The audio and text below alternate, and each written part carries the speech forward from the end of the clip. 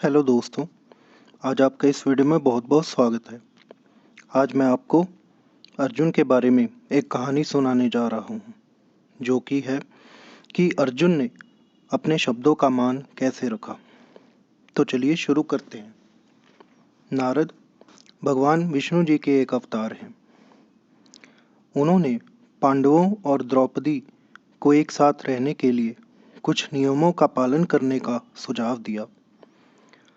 नियमों में से एक ऐसा नियम था जो कि द्रौपदी को प्रत्येक पांडव के साथ 1 वर्ष बिताना चाहिए और जब वह उनमें से एक के साथ हो तो कोई अन्य पांडव उस महल में नहीं जाना चाहिए जहाँ वे दोनों हो सकते हैं। उनके शासन के किसी भी उल्लंघन के मामले में राज्य को छोड़ने के लिए तपस्या के रूप में 1 साल की तीर्थ यात्रा निर्धारण की गई, जो कि उनके उल्लंघन करने पर यह सजा किसी भी पांडव को दी जाएगी। पांडव और द्रौपदी एक दिन खुशी खुशी रह रहे थे। एक ब्राह्मण दौड़ता हुआ अर्जुन के पास आया। वह कहता कि चोरों ने उसके गाय को चुरा लिया है। अर्जुन चोरों को पकड़ने के लिए उसके साथ दौड़ना चाहता था, लेकिन उसने महसूस किया कि उसका धनुष और बाण युधिष्ठिर के महल में रखा हुआ है और द्रौपदी उसके साथ है। वह थोड़ी देर के लिए हिचकिचाया, फिर ब्राह्मण की दुर्दशा को देखकर वह युधिष्ठिर के महल में चला गया और उसका धनुष बाण लेकर चोरों को पकड़ने के लिए गया। चोरों को पकड़ने और उन्हें दंडित करने के बाद, ब्राह्मण की गायों को बहाल करने के बाद अर्जुन वापस युधिष्ठिर के पास आया और उसे शासन के उल्लंघन के बारे में बताया, उसकी वजह बताई। युधिष्ठिर अर्जुन के उल्लंघन का कारण जानकर अर्जुन को तीर्थ यात्रा की कोई आवश्यकता नहीं है, यह कहा।